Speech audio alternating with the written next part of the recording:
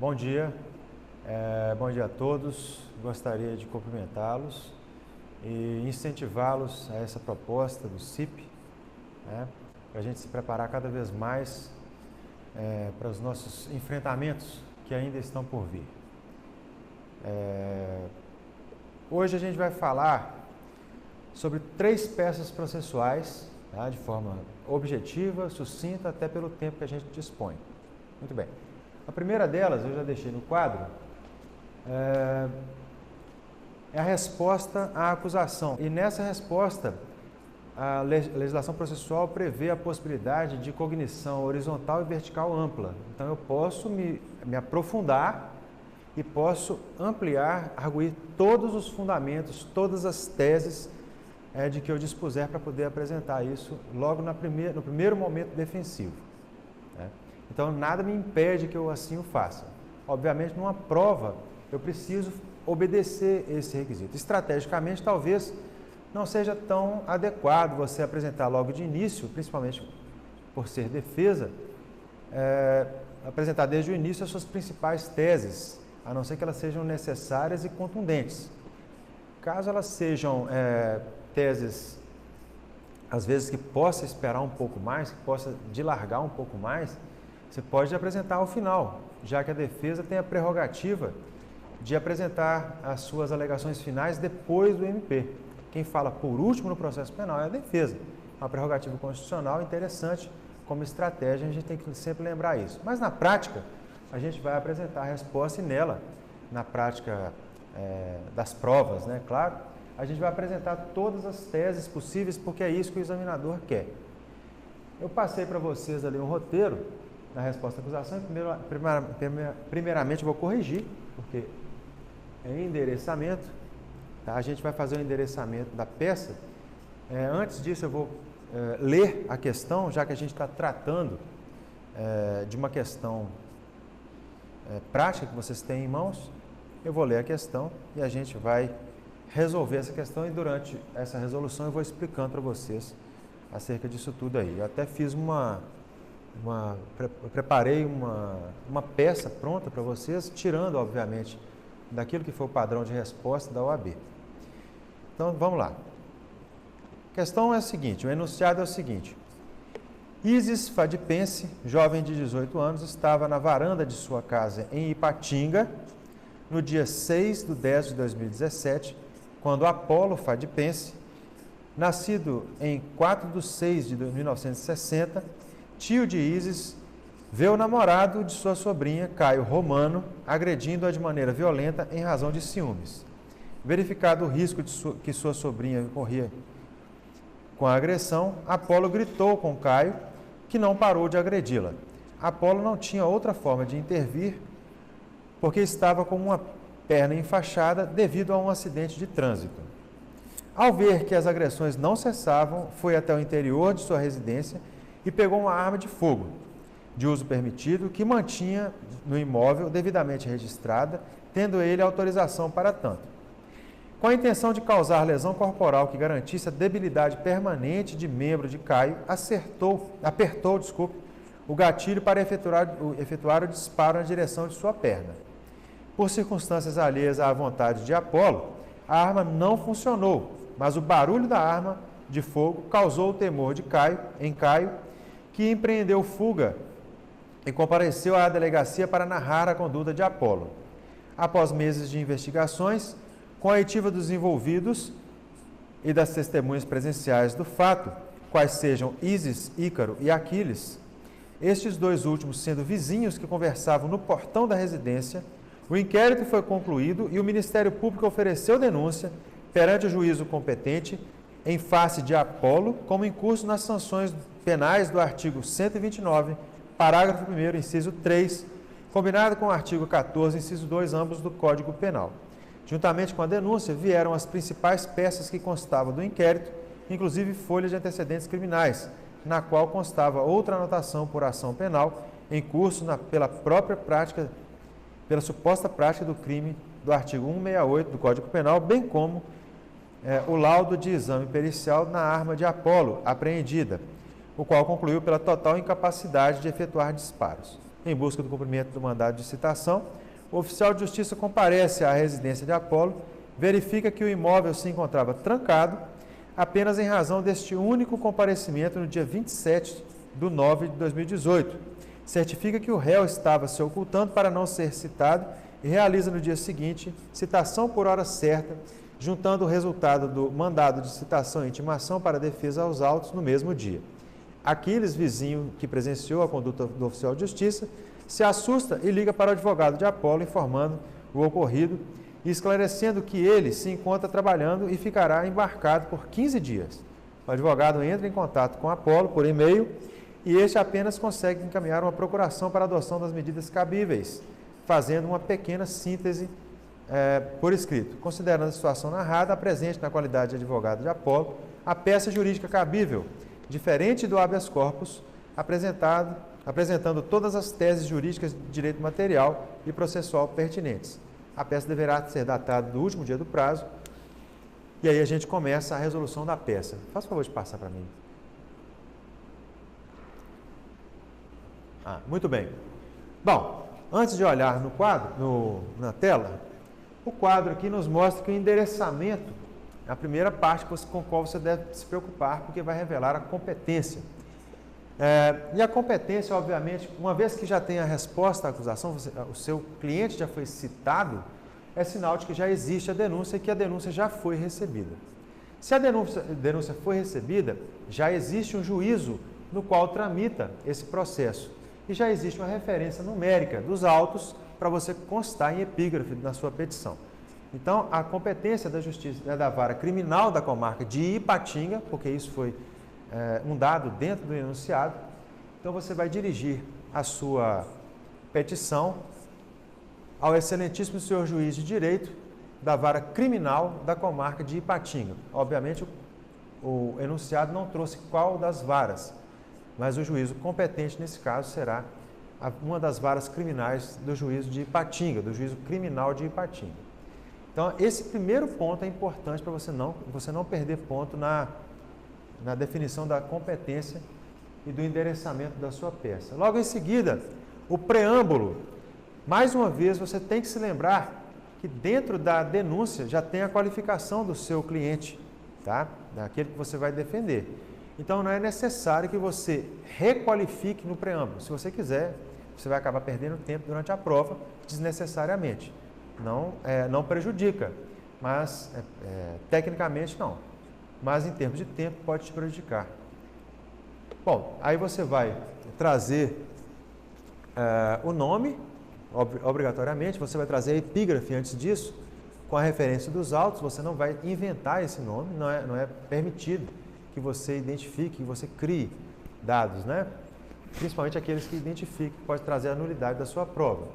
Então, Apolo Fadipense, já qualificado nos autos em epígrafe, por seu advogado que a esta subscreve, procuração anexa, vem respeitosamente à presença de Vossa Excelência no prazo legal oferecer resposta à acusação. Qual o fundamento? O artigo 396-A. E o prazo é de 10 dias. Você não vai precisar de mencionar isso na sua petição. Mas você vai precisar para contar esse prazo lá no final do processo. Muito bem. O fundamento da sua faculdade processual é o 396-A do CPP. Tá? Esse não é o fundamento da sua defesa. Tá? Você vai trazer no preâmbulo só o fundamento da sua faculdade processual, que nesse caso é a resposta à acusação. E aí a gente passa ao seguinte ponto, que é a narrativa dos fatos. Eu lembro a vocês... Pode passar, Didi, por favor. Bom, primeiro eu vou lembrar a vocês, que está até de vermelho ali, para não usar muito tempo do seu tempo narrando os fatos que já estão descritos no enunciado do problema. Por que isso? Porque é desnecessário? Não. Na vida profissional é necessário. É aí que você vai trazer seu argumento fático. A narrativa fática é de extrema importância. Mas para efeitos da prova, principalmente da prova da OAB, isso não conta ponto. Muitas vezes é necessário que você faça, eu não dispenso vocês de trazer a narrativa fática, porque muitas vezes você pode se deparar com um problema ou com um enunciado que te obriga a narrar esses fatos de forma contundente. Mas, de regra, isso não vai contar ponto. Então, eu trouxe lá para vocês, então, dos fatos que é a proposta da CIP, trazer os fatos de qualquer maneira. O acusado foi denunciado nas ilhas do artigo 129, parágrafo 1º, inciso 3, combinado com o artigo 14, inciso 2, ambos do Código Penal. Consta da denúncia que teria tentado provocar lesões corporais gravíssimas em Caio Romano e que tal intento não se teria consumado por circunstâncias alheias à sua vontade. Você poderia narrar todo o fato? Poderia, mas é desnecessário. Então você já passa a seguir aos fundamentos. E os fundamentos, pode passar. E os fundamentos trouxeram para você tem que ficar atento a isso, porque você tem que trabalhar, primeiramente, as preliminares. Aquilo que te impede, o juízo de se imiscuir no mérito. Então, vejam bem, a preliminar que foi trazida no enunciado, que foi identificada, é a nulidade de citação em virtude de quê? O oficial de justiça, segundo o enunciado, compareceu ao local e não tendo encontrado o réu, porque as portas da residência estavam fechadas, ele de plano já certificou que ele estava se ocultando. Precipitadamente ele certificou isso sem obediência aos preceitos do Código de Processo Penal e aplicação subsidiária do Código de Processo Civil. Muito bem. Isto é uma nulidade de citação. E aí a gente argui da seguinte maneira. Obviamente eu trouxe exatamente o padrão de resposta que foi dado para a OAB.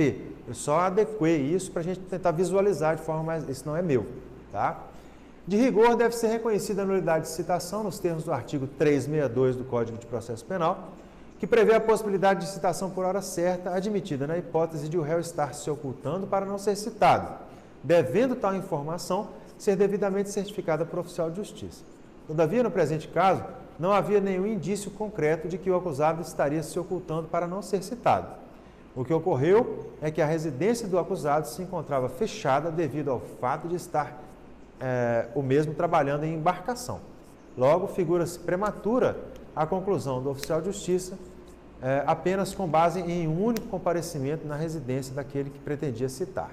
Dessa forma, flagrantemente nula a citação, o que acarretou sério prejuízo ao exercício do direito de defesa do acusado, uma vez que o advogado não conseguiu conversar consigo acerca dos fatos antes de apresentar a resposta à acusação. Então, vejam, qual foi a nulidade? A nulidade foi o afobamento do oficial de justiça, que não teve o cuidado de verificar, primeiro, se realmente havia indícios de ocultação para não citação.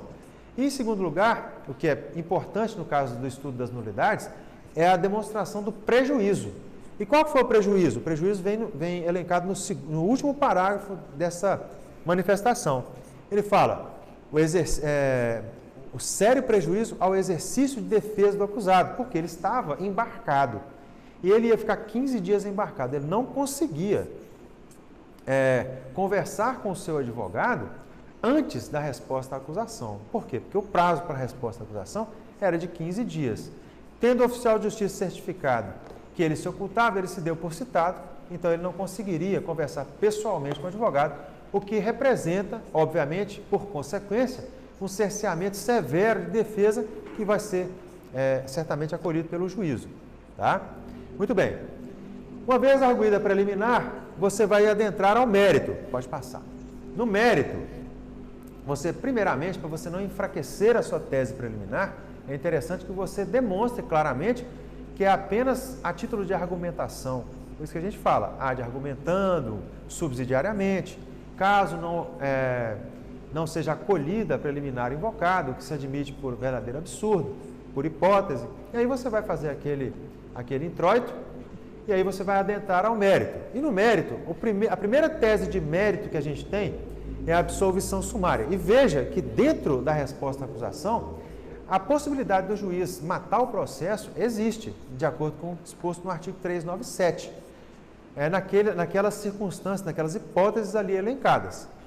E uma delas seria a atipicidade do fato, ou a inocorrência de crime, ou que o fato não seja crime. E nesse caso é exatamente isso. O fato é atípico. Por quê? Porque se trata de crime impossível. O que se consubstancia na ineficácia absoluta do meio utilizado. Por quê? Porque a arma não funciona. Que a gente chama de ineficiente e imprestável. Isso é detectado através de um exame que chama exame de eficiência e prestabilidade da arma de fogo. E aí a gente vai discorrer sobre isso, eu leio para vocês o que foi escrito. De acordo com o artigo 17, que é o que trata do crime impossível, não se pune a tentativa quando por ineficácia absoluta do meio ou por absoluta impropriedade do objeto é impossível consumar-se o delito. E aí a gente demonstra, eu não vou ler tudo para não ficar enfadonho, a gente acaba demonstrando por A mais B que a narrativa do enunciado evidenciou que a arma não funcionou, que houve apenas o estampido.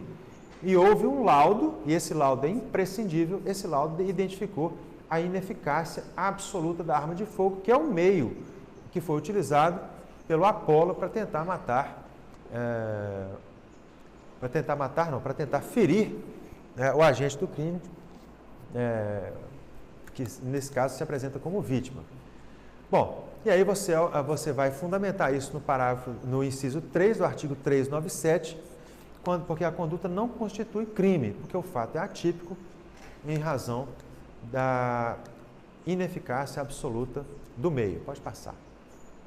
A próxima tese é uma segunda tese de absolvição sumária, também disposta lá no artigo 397, mas aqui no inciso 1, é o que trata da manifesta causa excludente de ilicitude, e nesse caso aqui configura a legítima defesa de terceiro, que o Apolo, que é o nosso defendido aqui, o nosso réu, ele tenta defender a sua sobrinha das garras do namorado, que a agredia.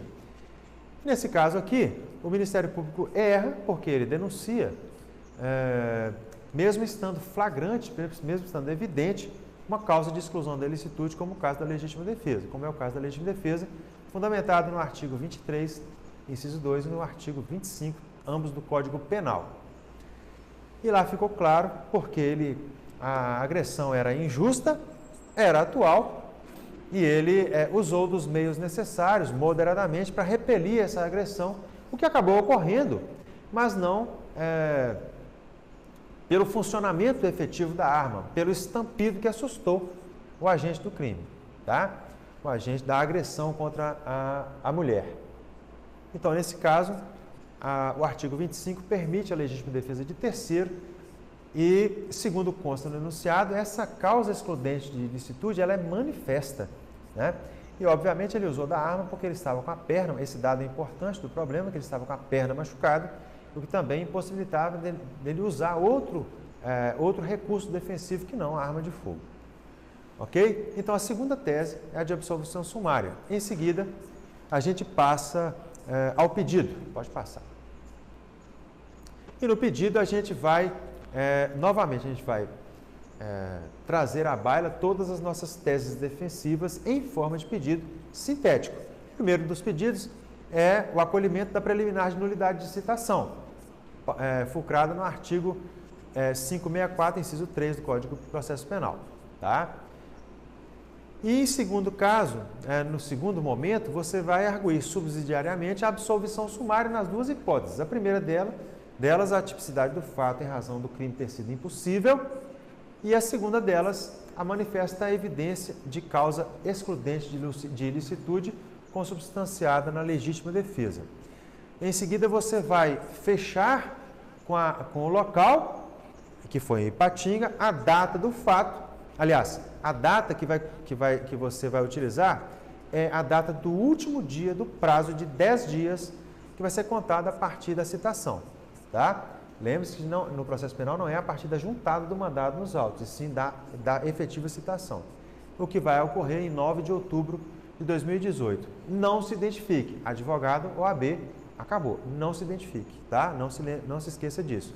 Não se esqueça também que a resposta à acusação é um momento certo, momento processual certo para você, preclusivo, inclusive, para você apresentar o seu rol de testemunhas.